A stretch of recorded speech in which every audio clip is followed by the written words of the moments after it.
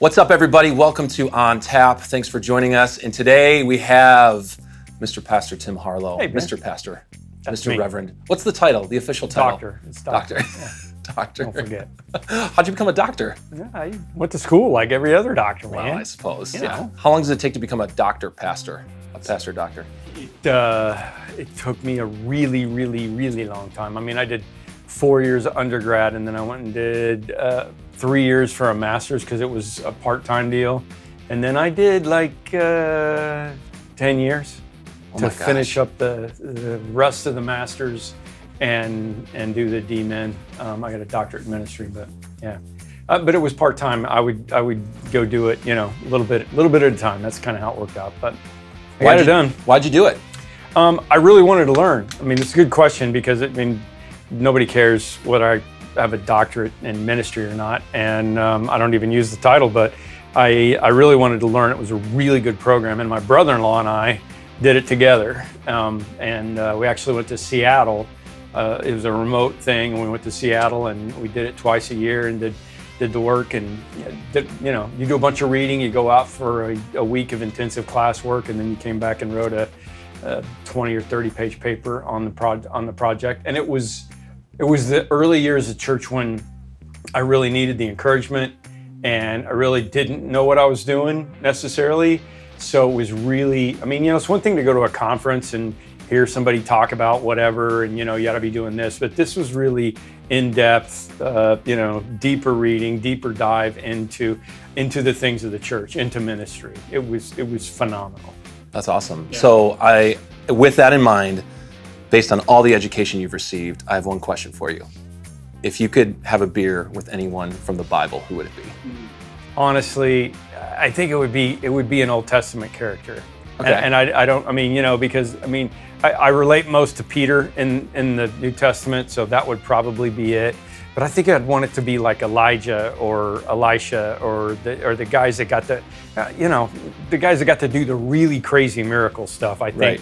I think those would be the ones for me, or Moses, yeah. The greatest leader, the guy who had to lead the crazy people for all of those years, and I kind of feel like that sometimes. So maybe it would be him, but I think Elijah or Elisha, one of those guys that gets to ride off and not die because he's in a chariot of fire. Chariot of fire is pretty cool. I like that. That's something to talk about. Okay, so you're at the bar. Or you're on a back deck, you're at a bar, let's paint the scene. Like you're with the character, where are you when you're having this beer? Israel. Okay, in Israel with them. In their time? In their time, yeah. Oh yeah, so you show up and you've got 2 beers. I'm Bill and Ted's Excellent Adventure. Yeah. It's perfect. Right, man. You bet. I got my little phone booth thing, and I'm going back, and it's not Abraham Lincoln, it's Elijah. That's right. Yeah. Is there, and you can bring one song with you, and you walk in. Yeah, okay, so we're going to do Bill and Ted's. And then you got one song that you can play to kind of soundtrack you and Elijah. Okay. It's probably Bohemian Rhapsody.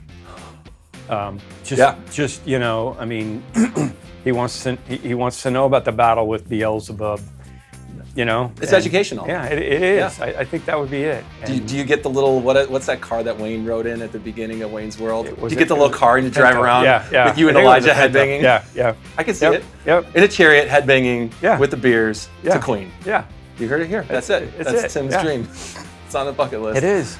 We need to recreate that for you as a video team. Just recreate that. That could be Christmas. Yeah, you bet. We got it. Speaking of holidays, you have done a lot of wild, weird things over the years from the stage. What is one of your favorite moments that has transpired on stage, whether it was one of those entrances you used to do for Father's Day or whatever else? What stands out? Out of the Father's Day stuff, it would probably have to be the Duck Dynasty entrance, and getting to go hang out with those guys and do all that fun stuff, and then ride the ATV in.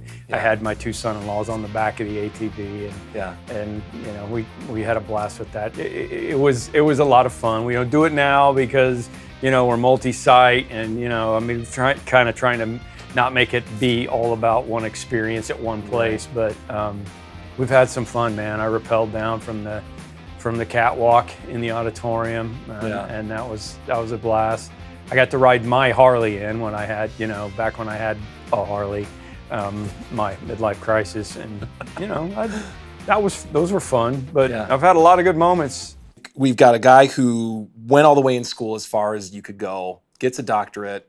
You've been a pastor for a super long time, and have stories about how you wish you could have a beer with Elijah. I'm trying to like for people who are trying to figure you out, what are you trying to do? That's fantastic. Like, what are you going after? It's fantastic, and it's why I can't quit anytime soon either. There's a deep-seated, and it's weird, Kev, because it didn't come from experience, but there's this deep-seated passion, God thing that's in my life that is about breaking the stereotypes and the mold of stupid Christian and reaching the people that can't be reached through the filter of stupid Christian. And like I said, I mean, I grew up in a conservative, church, and all of that stuff applied to me, but I was not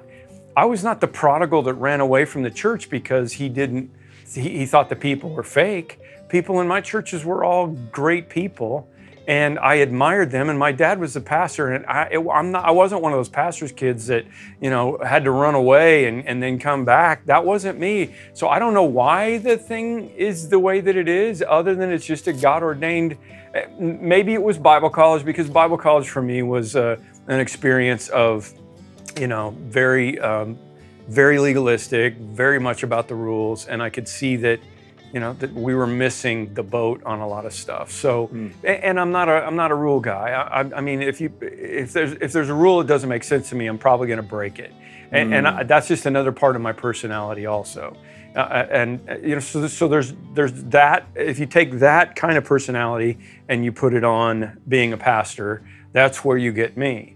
Now the good thing is, I got to do it here in the suburbs of Chicago, where I get away with a lot more than I would if I was in Dallas or Mobile, Alabama, because the church people there just wouldn't be able to handle me, and frankly, church people haven't bought What Made Jesus Mad very well.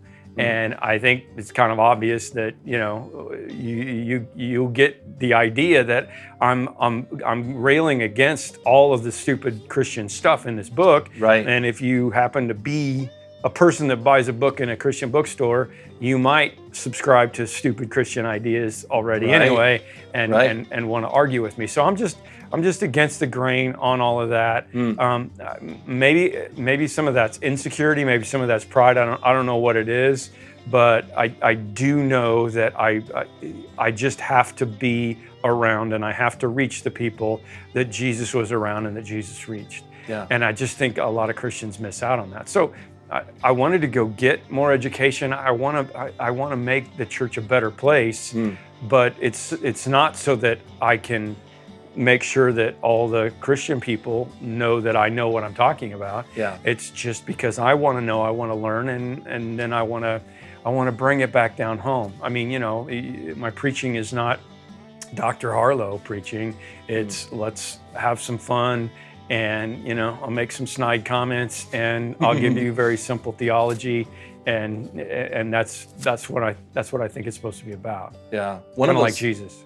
For sure. Well, and I think people, we know because they've done it forever, that you can read yourself into Jesus, versus necessarily the other way around, where we're supposed to kind of import Jesus into us and refine us. We kind of like, okay, these are the parts of Jesus that I think I already kind of am aligned with, and that's what I'll emphasize. And the other stuff that kind of maybe violates my personal political views or culture that I was raised in, that stuff I'll just de-emphasize and leave to the side. Why do you think it is that, I mean, is Jesus really that moldable? You can interpret anybody, and plus all we have from Jesus is a snippet of his life.